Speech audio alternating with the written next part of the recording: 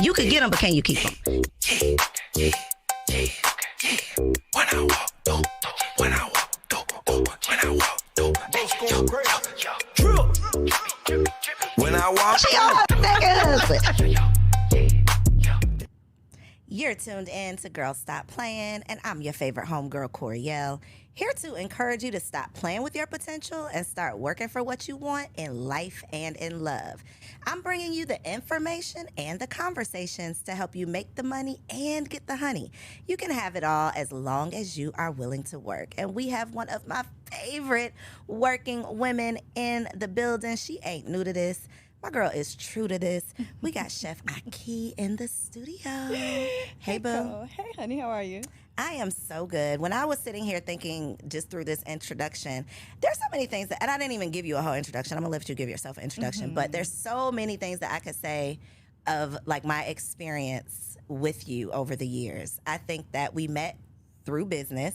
So you actually were a speaker at one of my events at Workplace, like 2017, 2018, something like that. Maybe it was 2016 because we went to Cuba together in 2017. That was a Y'all, the worst trip I ever went on in my life. Okay, we'll talk about that. We'll talk about. We're not gonna talk about that. We did bond. That was a bonding moment for us. That was the first time that I ever landed somewhere and immediately was ready to go home. Yeah. Like I was walked into the airport and was like, oh, yeah, nah, yeah, same.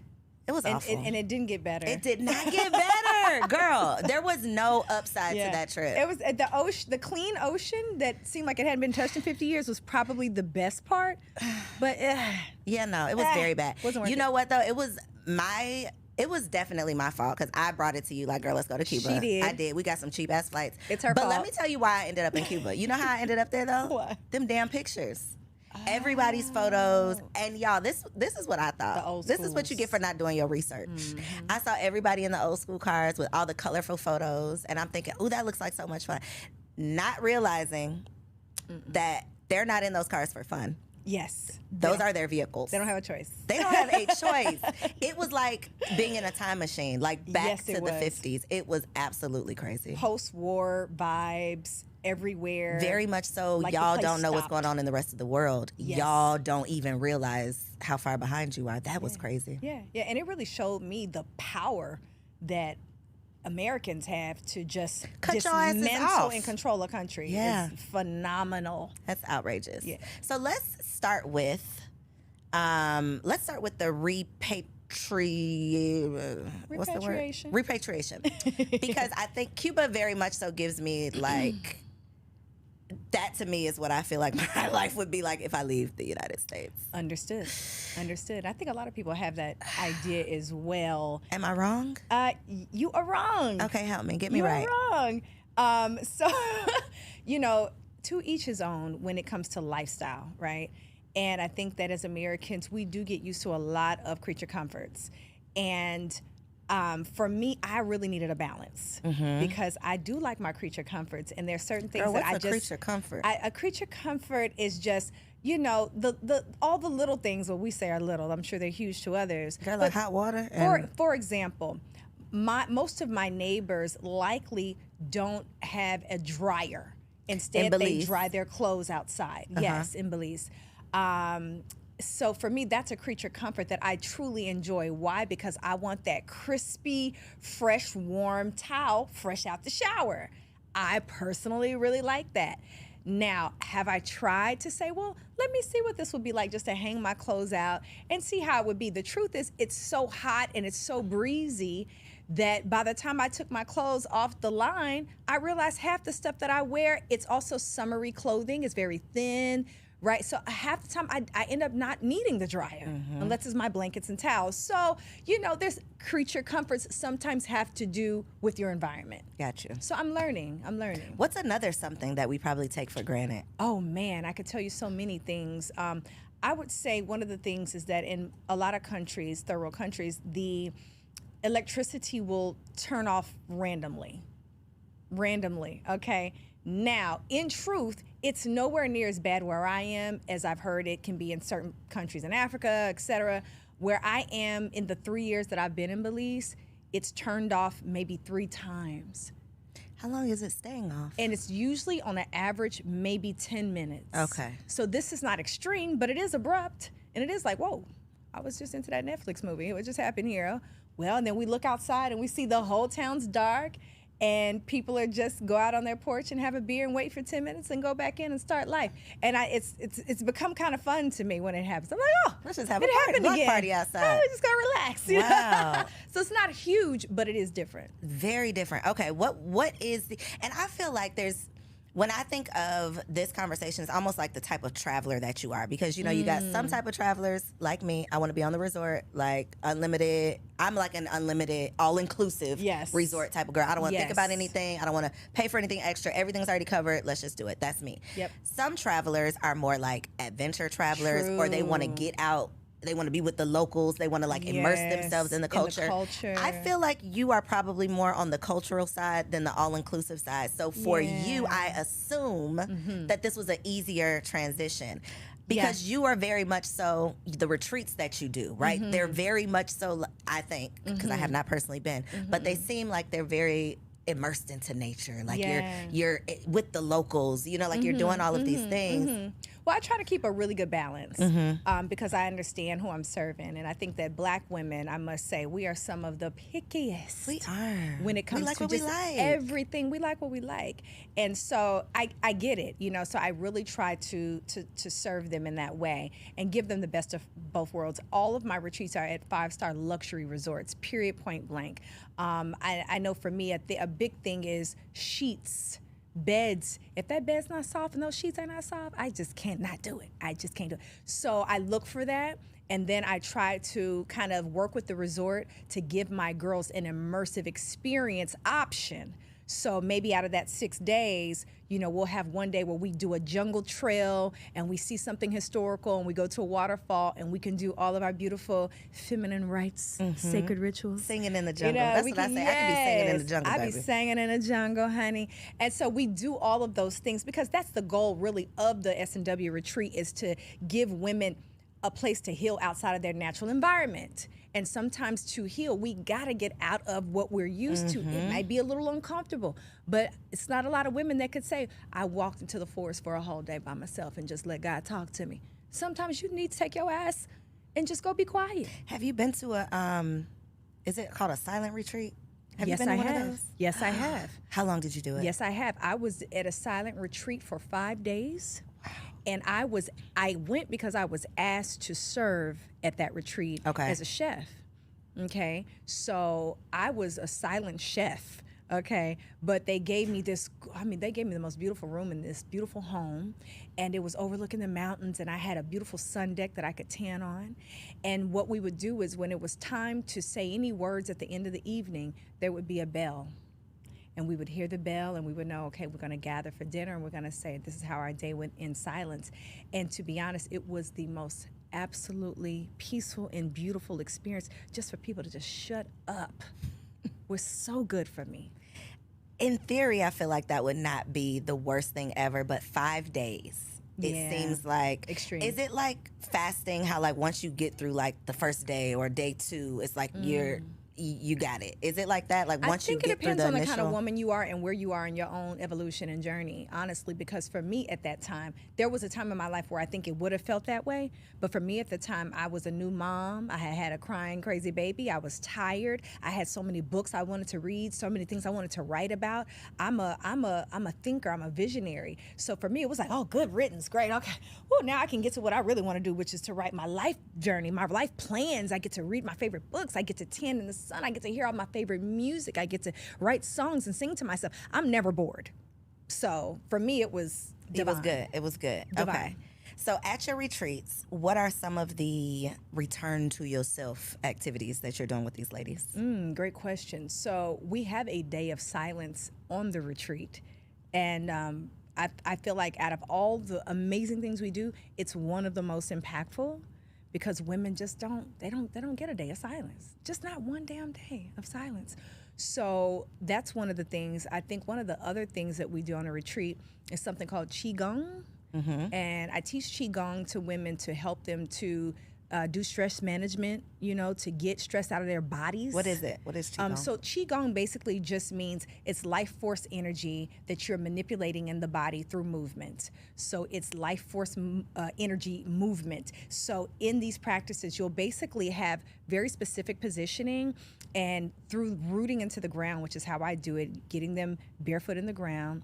I take them through a series of breathwork exercises and specific movements to target certain areas of the body to release pain and stress and anger. And you'll see some of this in the video clips that I promote these retreats. But it's very, very powerful because we are holding pain all throughout our bodies, all throughout the so hips, much stress. right? I always hear about the hips. Oh, definitely. Like trauma. And what is that? For me, it's the neck, the shoulders, but definitely the hips, the head. We do tapping exercises where we are tapping our meridians and opening all of our chakras and portals. But the hip area, this is very, very intense for women because we hold a lot of pain when it comes to childbirth. I know for me, my hips hurt for 3 years after I gave birth. Really? Oh my God. I had to I still have to get chiropractic work just to keep things balanced. And it depends. I have inverted hips, which makes it hard to give birth, in fact. Whereas, like they say, childbearing hips, the blood, like Koereyelle here. Yeah. Sister got the childbearing hips, her hips go out. So maybe a little easier for you, difficult for me. So we hold a lot of trauma there through different types of sexual experiences and all those things. Plant medicine. Let's talk about it because the people are talking about it, but are they talking about it with the right people? There's a lot of misinformation out here on these internet streets. Yeah. And I can vouch for you, right? I think that's important. Let's talk about that too, having people on these platforms that you can't vouch for. Yeah. Okay, we can vouch for Ahki. I know that you are not just out here doing something you heard about, right? There's certain things that you've experienced yourself personally several times over before you start introducing them publicly, right? So just talk briefly about what plant medicine is and maybe like some of the types of plant medicine for people who may be unfamiliar. Understood. So plant medicine, first of all, this is in what I would call ancient technology. This is indigenous technology. Indigenous people have been so openly and so divinely connected to nature in such a way that they were able to intuit certain plants to bring together that would create what we consider a psychedelic or spiritual experience. And in that experience, people are able to address many different things. They're able to address life traumas. They're able to address addiction. They're able to address all types of, PTSD, different types of pain, and fear. And this is something that has been very hidden for a long time, but it's certainly become popular, I would say, just in the last decade or so, more than ever. But these medicines, for me, what's so important is that not only are they sacred, but they can be very helpful as a healthy or natural replacement for some of the very harmful drugs that we are being told is going to help us to get over some of these things, but they're not addressing the root causes. It's pacifying the It's problem. very much pacifying the issue, right? So that to me was my interest. That's how I got involved with it, because I really wanted to understand not only how to address any residual hurt or pain that I may be carrying in this life or from the last life, but also I wanted to understand how I could help clients and help loved ones to start to heal themselves, because I worked with people that no matter what I taught them about, exercise, diet, they were not able to truly heal themselves. I don't care. I've worked with cancer patients. I've worked with people with sickle cell. I've had so many people that they had emotional trauma that they were holding on to. So I figured maybe through plant medicine, I could help them to overcome some of the mental, spiritual issues so we could help the body to heal. And I think that's the importance of even talking about these resources, I guess, these non-traditional or things that us culturally, because truly we are the originators of a lot of these things, but it's gotten lost over the years and through the generations, to the point where now so many people are like, this is witchcraft. This is, you know, all of these negative connotations when this was the original. Like, I know you didn't think that these pharmaceutical companies have been around Yes, for forever. that long, right? So Yes. what do you think the medicine lady was doing? Absolutely. Like, what do you think people were doing before westernized whatever came along? Specifically for mental health, because how much trauma have we all seen? You know, I'll say, and, you know, I'll speak specifically. My grandmother, for example, my grandmother was a nurse and a mother of 5. One of her children was special needs, and one of her children, her only son, was burned in a house fire, 85% of his body. Now, I'm a mother of a boy, you're a boy mom. We know when our child don't breathe right, the way that feels. It's traumatic. You feel like you're oh my God. And so when I think about what that would do to a woman's pain body who still has to show up for all 4 of her children and a special needs one, I think about her having to show up at work and smile, her having to show up with her husband and her church family, etc. What that took from her in strength. So when I think about what we've passed down in trauma, fear, just being in an environment where racism has been the majority of the experience for Black people in America alone, brown people have such need for these medicines. That also for me was a huge interest, and I can proudly say that I have personally brought in maybe over 2,000 to 3,000 people into plant medicine, Black and brown people here in the Midwest and the South. I'm one of the first women, Black women, to bring plant medicine to the Black community. And it's such important, such necessary work that you're doing, and then having the conversation to educate people about it, because otherwise, you know, that little thing will pop up on Instagram, the fact checkers. That's what I feel like our lives Yes. have been full of, like those my. fact checkers that are trying to tell you something that they don't even know.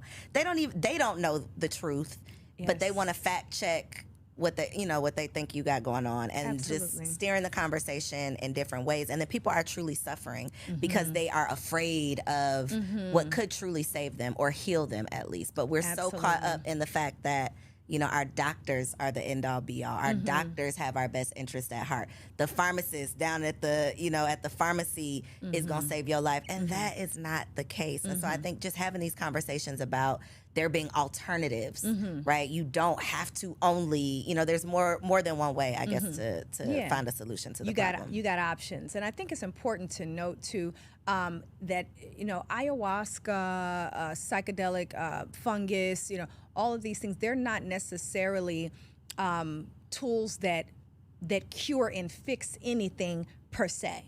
And I think that's very important, because people, you know, they may say, well, I knew this person and they did that, and, you know, their character is still flawed, or they're still dealing with trauma, you know. And I think that's important. I want to state that these things open the door for more possibilities of healing, maybe deeper possibilities of healing. But at the end of the day, the human will is still in effect, and and divine will is still in effect, and you still have to choose your healing at the end of the day.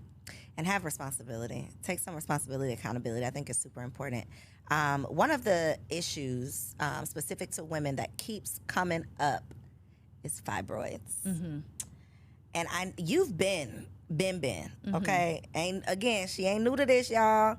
Ahki is not talking about this stuff because it's popular, because it's trending on TikTok. You've been talking about this stuff when it wasn't cute, when it wasn't the cool thing to talk about. Right. So you have like the fibroid elimination diet. You've got all of the things, but base level information. What is a fibroid, and how does it like show up in our lives, I guess?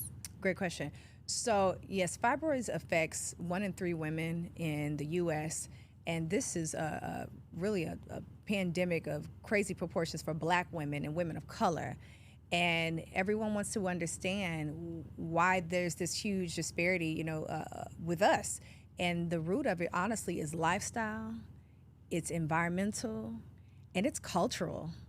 And it's definitely emotional, it's spiritual, and you really have to address the full body, the whole of a woman, in order to get rid of this. But a tumor is basically just an excessive tumor that is growing in and around the ovaries, and it creates a blockage for women for childbirth. It stores up all the nutrition in the body. It holds blood, and it creates heavy bleeding, pain.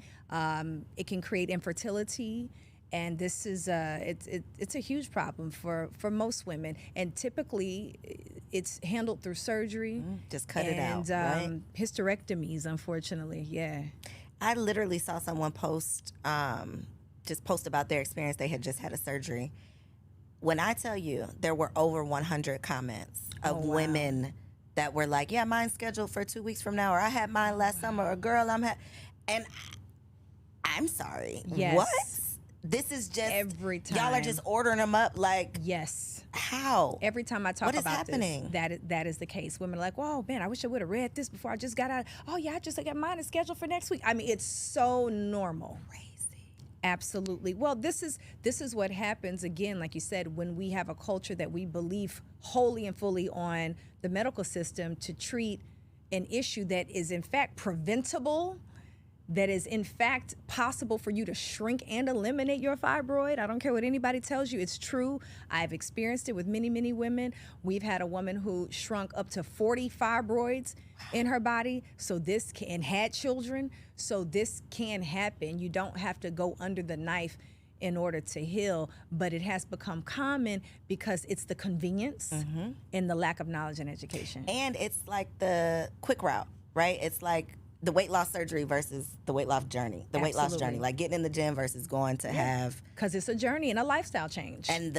we don't want to stop eating what we do, right? Because when you tell someone, okay, you can heal this naturally, but you're gonna have to cut out this, and this. It's like, no, I'll just go get the surgery. Absolutely. But then they can grow back, which is what I just found out. Oh, So yeah. you get this surgery and don't change your lifestyle, and then you can end up back in the same. Oh yeah, situation. you know what I call little monsters. These literally little monsters, because if you've seen a fibroid, you can Google this. They're pretty ugly. They're really nasty, and sometimes they even have like teeth and hair, and it's very, very, very interesting. And I talk about this in my book, Fibroid Elimination Recipe Guide. I have a digital series that we're actually just finished producing, editing, that's coming out, the Fibroid Elimination Lifestyle Guide. And this, it's a lifestyle, and it does take discipline, it does take work. But if you look at it, sisters who are listening, if you're dealing with a reproductive ailment issue, fibroids, you need to change your lifestyle anyway, because as Koereyelle just stated, they can come back. So you may go do the surgery, but that's not going to address the root issue. And the root issue, when it comes down to it, is excessive estrogen, is stress, it's lifestyle. And when you it's a rabbit hole, right? I watched What the Health in 2012. Totally changed my life. Yeah. I didn't get off track. I probably need to go watch back it again. again. Right? I probably need to go back and scare myself again to get back on track. But there's so many things fighting against us every single day. Outside of the food that we eat. That's probably the Yes. hardest thing to give up, but drinking out of a plastic water bottle. Yeah. You know, there's estrogen in so many things that it's like, Yes. but we don't know. So Yes. if you don't even know that, you know, that there's estrogen in things outside of like what you're eating, then you could think you're doing right, but then you're Yes. still And you're still not You're on still point. not. You know, we do all the research on making sure we have the best credit card. We got our Sky Miles. You know, we got the best, you know, hotels, resorts, vacations, hair, nails. We're going to do all the research, making sure these hair and these nails is together and it's whatever. You know, we've got to get our values together. And that to me is what it comes down to, is our value system is messed up.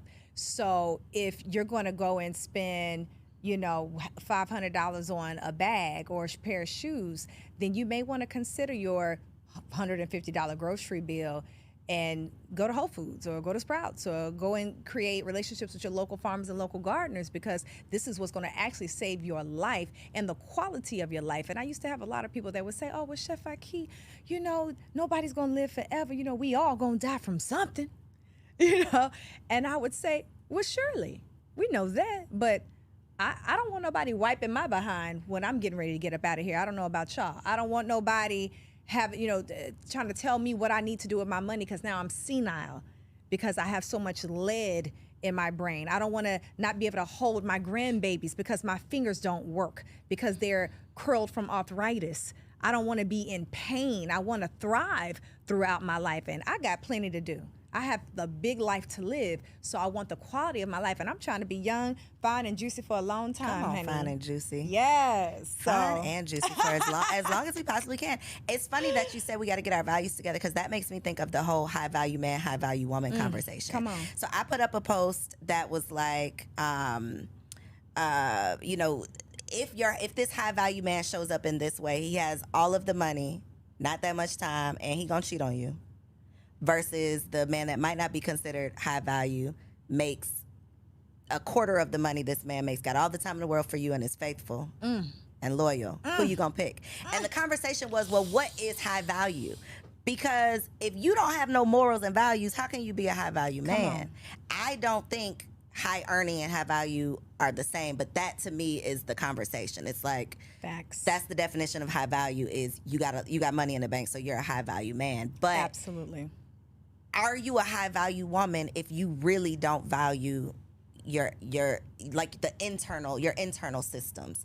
Are you high value if you are wearing, you drip down to the socks, designer everything, but you don't care about your health, your wellness, your spirit is not right? Come on. How can you consider yourself high value? I think that the internet, Instagram, reality TV has just skewed our perception of like being a good person. Yes. Like that is valuable, being Very a good much. person. And I think, luckily, the frauds are starting to be exposed. I think we're starting to see like who's really good people and what are you valuing? Because you get to decide what is high value based on what you Yes. value. Absolutely. That's an amazing conversation that is necessary. This is something I wanted to touch on for a long time, because that was the first thought I had when I first saw our beloved brother who's passed away now, Kevin Samuels, rest in peace.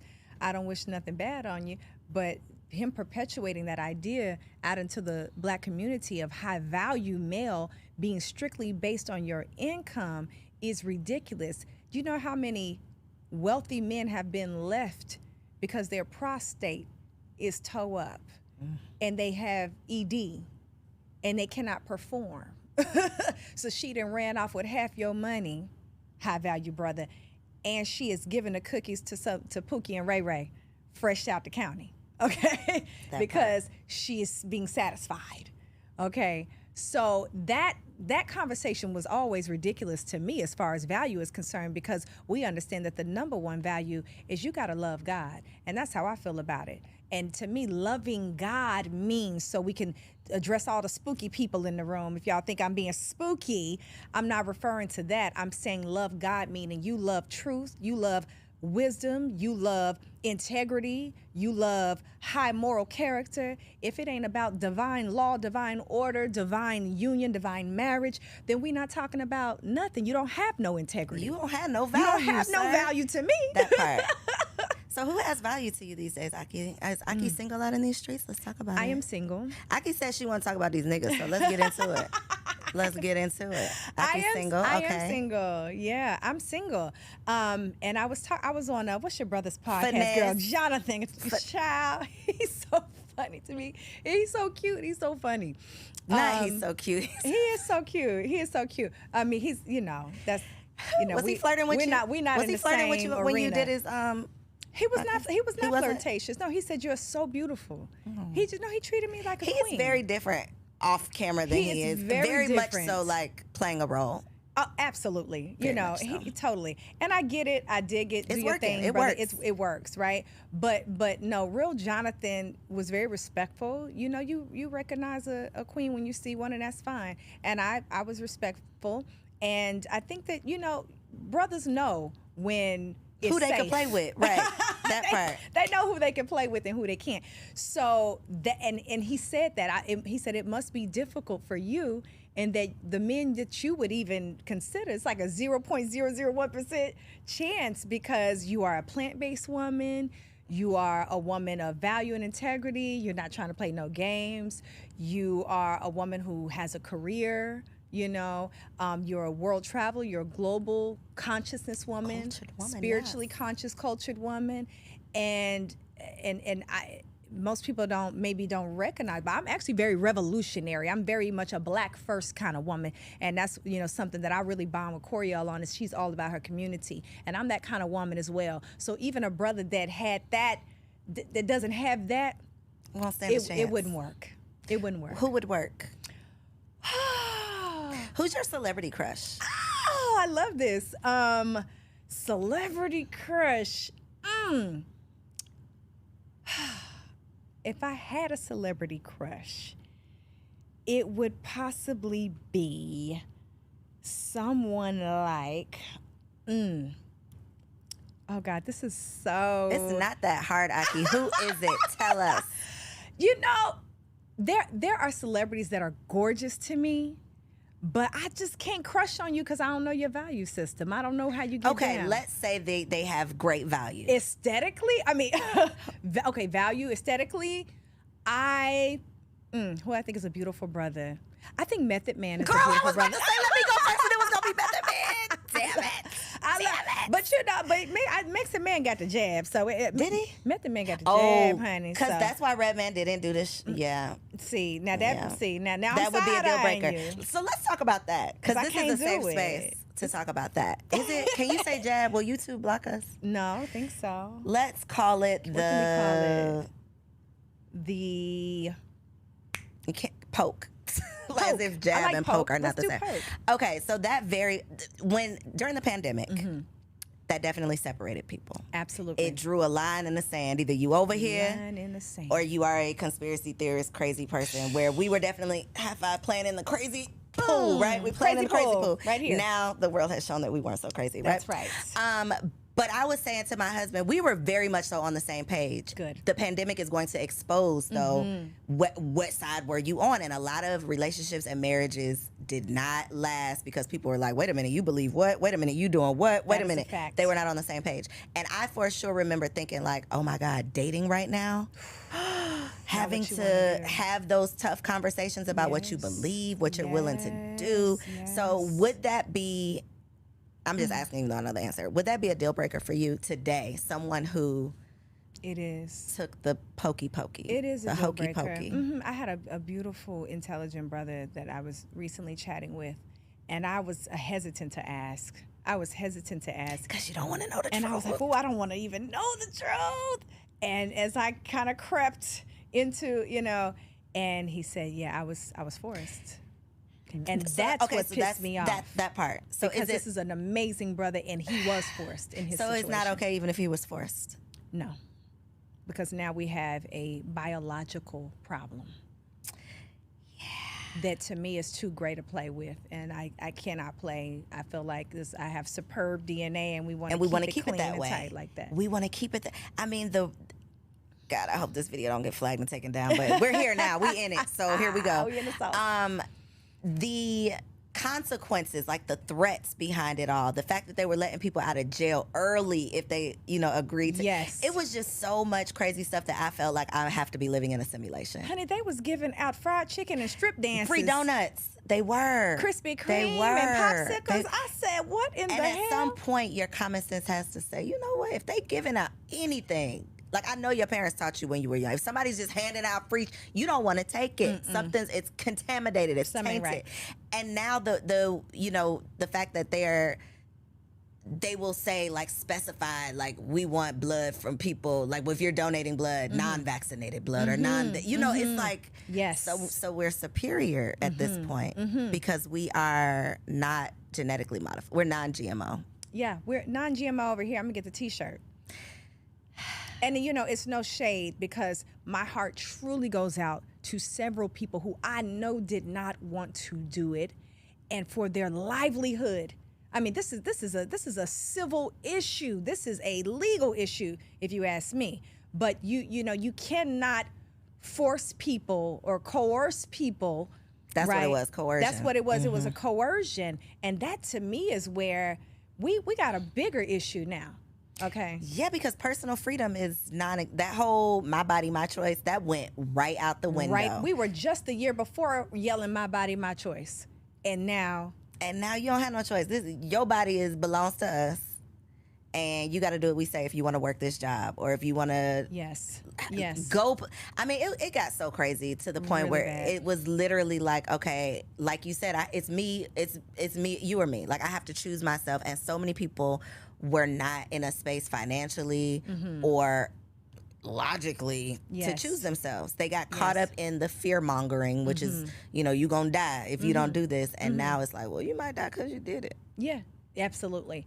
There was so much misinformation going on at that time, and there was so much flagging. I just saw a video from Mark Zuckerberg where he specifically said that we just didn't know what to do, and now we see that we put out a lot of information that wasn't wholly true, and we flagged And you stopped information that was. That's what he said. We flagged information that could have actually been helpful, but it was too much, too fast, and we just didn't know what to do. So we just stood on the side of And whatever. they were being directed on what to do also. And the science.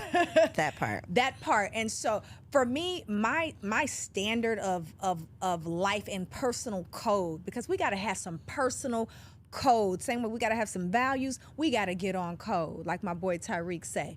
We got to have some code. And for me, the code of the universe is that I trust nature first and foremost. I trust God. I trust Creator. The end. Now, everything else after that, if I'm in a situation where I done broke my knees and my legs and y'all going to have to sew me back together, we going to figure it out, and you ain't going to do it unless I get the jab, then I'm going to have the poke, then I'm going to have to make a different decision. But as in my full autonomy and health, I'm going to choose nature, and I'm going to take these herbs. I caught COVID 3 times. Did you? 3 times. My son twice. My mate twice. And I said, Ahki, what are we gonna do? We better get our oregano oil, get our colloidal silver, get our quercetin, what we call the Z-stack, get that quercetin, get that vitamin C, get that vitamin D, get that zinc, and go through it. And I had toilet paper from one end of the house to the other until it was over. And I laid out in the sun every day, and I drank my vitamin C, and I did what I had to do. And it was not fun, but something was in the air. Because it was real. At first, I didn't think it was even real. Remember, we thought if we was black, we wasn't gonna get it. You ain't getting it yet. Yeah. But that theory went out. That theory went right out the door, because my chest was like, I was like, The crazy thing though is eventually was like, okay, you go get tested, you positive, but they still sending you home. There's still nothing to do. There's still no cure. There's no remedy, really. There's no remedy. So what are you gonna do anyway? You're still gonna get the oil of oregano. You're still gonna get you a ginger shot. You're still gonna try to figure it out because there's no solution. They're just taking note, I guess, of your positive status and sending you home. And that's with everything almost. And we always have to keep that in mind. People are so quick to go run to the doctor, but you don't have no real life plan about how you're gonna heal yourself. And you're fully relying on someone else. I remember, and I think I told you, when my child was about 1, and my child's uncircumcised, okay? Y'all don't come for me. I got my reasons. And so he went to the... You see, I didn't say anything. My husband had already talked to me. Go ahead. And there you have it. So now, my baby stayed with his family, and they didn't understand how to clean his penis properly. He was very young, and so he got an infection. And with this infection, honey, when I opened that diaper, it was like, oh my God, what is kind of alien infestation going on here? It was crazy. It freaked me out. And I got so scared that I ran right to the doctor, right? That's what we do. We get scared and go to the doctor. That's right. And they started poking on my baby and doing all kind of stuff, and he was screaming bloody murder, and I was losing it. And they prescribed some medicine. I took this antibiotic. I went home. I gave him half of it. And I got a phone call a couple hours later, and they said, man, we're so sorry we gave you the wrong prescription. And I said, you did what? And I'm like, well, what did I just give my son? And they're like, well, come on back up here and get the other prescription. I said, okay. I go up there, and they say, ma'am, here. I said, well, here's the previous bottle. Give me the other one. They said, okay, that's going to be another $100. And I said, so I don't get a refund for the wrong prescription? They were like, no. I said, you know what? Keep your bottle. The nerve of y'all. Keep your bottle. Thanks for the message. And I realized in that moment, Ahki, you got this. This ain't nothing but a bacteria. You know what to do. And what did I do? I went home and got my herbs. I got everything I need. I made my little poultice, put it on my baby, and by the morning, his penis was just fine. He was back to normal. And right then I said, I cannot play both sides. I'm going to have to make a choice about, am I going to get freaked out and run to the doctor every time? And I got to rely on these people to potentially poison my child and make it worse than it was. That is the crazy. This whole medical malpractice. Like, if we really started doing research on the medical malpractice, the fact that these doctors are literally practicing, Yes. right, on you, with you, hoping that whatever they prescribe you is going to fix the problem. But we all know it's not going to actually fix the problem. It's going to pacify the problem and lead you to the next drug for them to prescribe. Yes. It's just this revolving door of foolishness because we're giving all of the responsibility, all of the power over to these people who are paid by pharmaceutical companies to prescribe these pills. Well, see, when you say that, we in murky waters. You know what I'm saying, sister? We're in dangerous waters and dangerous territory when you talk like that, because this is what I experienced when I released my TED Talk, And I was so excited to do my TED Talk. And I said, whoa, I'm going to make sure everybody sees this TED Talk. It's going to be the most amazing 17 minutes of indigenous wisdom and knowledge. And I put this TED Talk together, and, they flagged it. They flagged it, and it went out. But on their page, they flagged it and took it down eventually. And that's because of this very conversation, that when we start talking about how we can help ourselves and heal ourselves, and we get into the history and the foundation of the medical system and what's at the root of it, we have to learn to have autonomy in everything. That means our agricultural systems, our medical systems, our mental health systems, our spiritual systems, the way that we do relatedness, how we do therapy and counseling for relationships and marriage, those systems. These are all systems of operating and code and value that we have to get back to, or we are fully leaving it up to chance. And this is why I love what our brother Dr. Umar just went viral. I was coming around the block. I'm coming around the block because we talk a lot about this back and forth between men and women, specifically black men and women. I'm gonna say specifically because I don't know what white people are doing over in their world. Right. But it's a lot of back and forth on these podcasts specifically. It's like, well, the men should do this, the women need to do that. It's gone crazy. And there's no commonality of us saying, okay, instead of fighting each other, let's fight the problem. Yes. Right? Let's come up with a solution so that we can pull our families back together, which is what's important to me. It's not, okay, well, men need to do this, women need to do that. What do we both need to do so that we can come together and fix the family, which is the root and the foundation of all of this other stuff, right? So recap or summarize the Dr. Umar clip. I've never seen anything like this. I've never seen, and the world has never seen black men have the voice and the platform in this way that we're seeing today. And it's very powerful, and it's very important. And I really commend men for being so expressive. I really do. And I watch all the stuff. I'm one of those girls. I like my medicine strong. If I am out of line, out of order, out of my feminine balance, and men got something to say about it, I'm tuned in. I'm like, okay, what we doing wrong? What I need to, because I want to master myself truly. And so, and I have work to do. We all do. And so I listen, and I've been hearing for them and trying to hear for their heart and their soul and what they truly are asking for from us.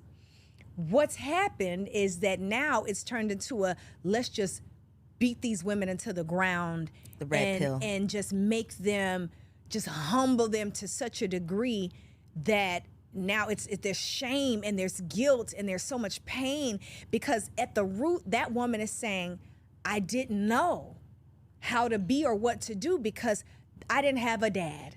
I didn't have no structure and order. When I look around in my community, I don't see men really being masculine. These guys are my home girls almost. Right? Literally right now. And so there's the messaging that we're getting from a lot of the male podcasters in this gender war that's ridiculous, but they're not bringing it home for us to heal together. And that is what Umar did today. And I'm so grateful. And in surmising, what he said was that at the end of the day, you can go back and forth all you want to with these women about the choices that she makes and how she shows up. But you, King, black man, are the leader of your community, if you are truly the man, the head, the masculine, the leader, then it's fully your responsibility to get your house in order. And the women and the children are your house. And the men attempted to say, well, it's not my responsibility.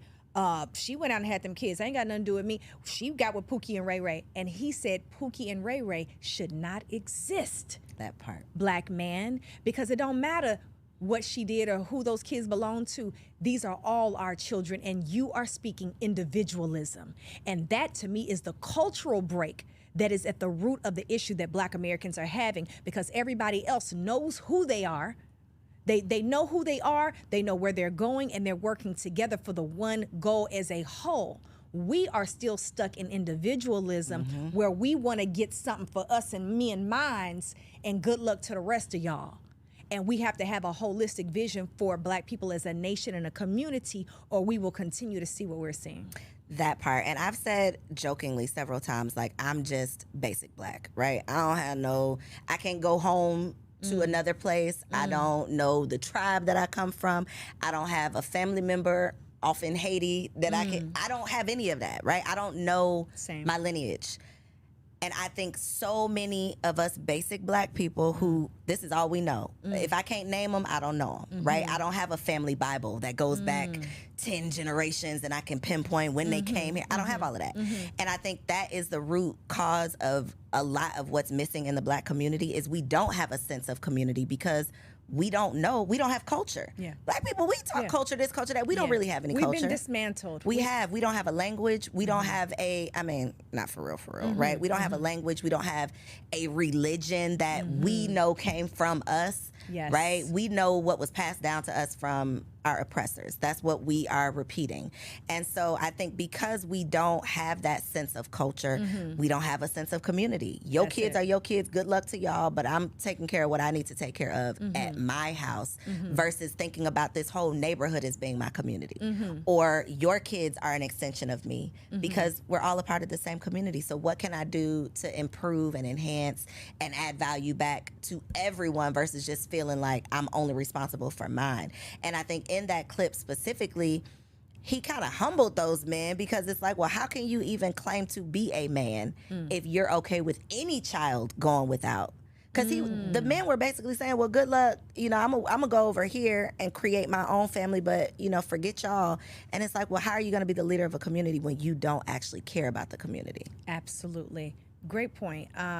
That's exactly what was being said. And what you're talking about as far as community and culture is concerned, that is at the root of the issue, in that our culture has been fully dismantled and we do not touch and agree on how we should move forward and with what culture should we be moving forward in. And I think that it would be best for us to move past whether or not we are the same religion, we have the same amount of money, all of those things. None of that's going to get us nowhere. If we cannot agree on basic principles of living, we know for a fact that right now, if we needed to be fully sustainable with clothes, food, shelter, electricity, the basic health care, the basic things of life beyond your personal principles and all those things, beyond that, we are not even self-sufficient and sustainable in that. We were doing better in Tulsa, Oklahoma than what we're doing today. And we have more information, more resources, more, right? But now we don't have the mentality to go with it. That part. And that is the part. So if we actually wanted to move forward and have real earth power, what I would consider global respect, you know what I'm saying? And that's why we always get our ass kicked, and going to jail, and then we get online and complain about it, and so-and-so got murdered. It's because of the global respect, because Black man, they're looking at you and the way you handle and deal with your woman and your children. Unfortunately, it's how they value you. And that's what it is at the end of the day. Yes, sisters got to get it together. But let's keep it real. Women do what we think y'all like. We try to show up the way we think y'all like. That's why there's all this fake butts and fake this. And how many women are having these babies trying to hold on to a man? Having babies trying to hold on to a man because the men are not honest. I don't know how many brothers have tried to hit me with this poly this and poly that. we're having this polyamorous conversation, but half of the men who are talking that, they have no elder counsel from any elder men who have that experience. No resources you don't know how to sustain. manage. You don't have the proper resources. Half the black men in America make $40,000-$50,000 a year. Facts. So you don't have the resources to sustain that, right? And when you pull your penis out without protection, You don't have the resources. You have no more control over that seed. I thought the penis wasn't enough of the resources. No, you don't have any control over what the woman does with that seed, right? So if you're doing that, then this could go many ways. And at the end of the day, those children are going to be looking to you as an example of how to be. So how are you showing up? Because women are going to be open and receptive as our nature to whatever the love and the expression of that love that you are bringing to the table. Typically, we're just going to receive. We want your instruction. We want your direction. We want your leadership. But you got to be in tune with divine will. And that means it's including everybody. You don't just walk past a hungry child. That part. You don't walk past a child that's out of line. You help and talk to them and put them back in line. We're all one people. That's how the world sees us, and we have to start seeing ourselves that way. I love it. So for the people who are trying to get out into the world, who want to come on over to Belize or attend one of your retreats, how can we find out more information, and what do you have coming up that we can support? Awesome. So currently, September the 9th through the 14th, you can go to the supernaturalwomanretreat.com, and you can certainly join me. There are a few slots available where we do an all-inclusive beachfront property, 5-star luxury resort where women can come together. I usually don't do more than 25 women, and we come together to do a lot of spiritual work as well as just have a good time and relax and enjoy ourselves. For people who are interested in seeing the country and they want to learn how to move out of the U.S. and maybe go to a place like Belize, there's many, many options. On the lower level, there are people who maybe just want to go for 6 months to a year and stay at a property and get to know and learn and understand the culture. That is an option, and you can reach out to me for that. But also, if you're interested in permanently relocating there and buying land, maybe you want to have some investment properties there. Lots of those options are available to you as well. And I'm involved with several different developers who have lands in the north and in the south of Belize. So you can certainly reach out to me there. You can find me right on Instagram. You can reach out to me through my ahkitaylor.com. You can reach out to me, and we'll be having Zoom classes regularly for people who want to get that information. I love it, y'all. We will make sure all of the information is in the description below. Make sure you share this episode with a friend. Don't flag me. Do not report me. If you don't like what we talk about, just log off, okay? But if you did like it, share it with a friend. If you happen to be listening to this, leave your girl a review. We appreciate you. Thank you for tuning in, and we'll see you on the next episode. If you enjoyed that episode, make sure you subscribe to the channel so you don't miss out on any upcoming content.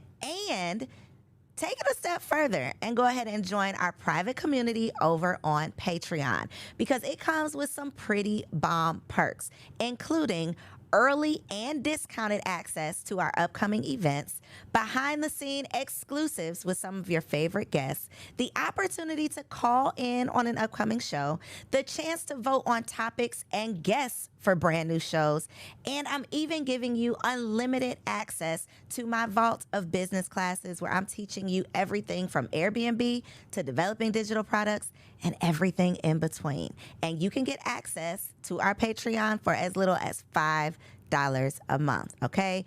Get in where you fit in, and I'll see you on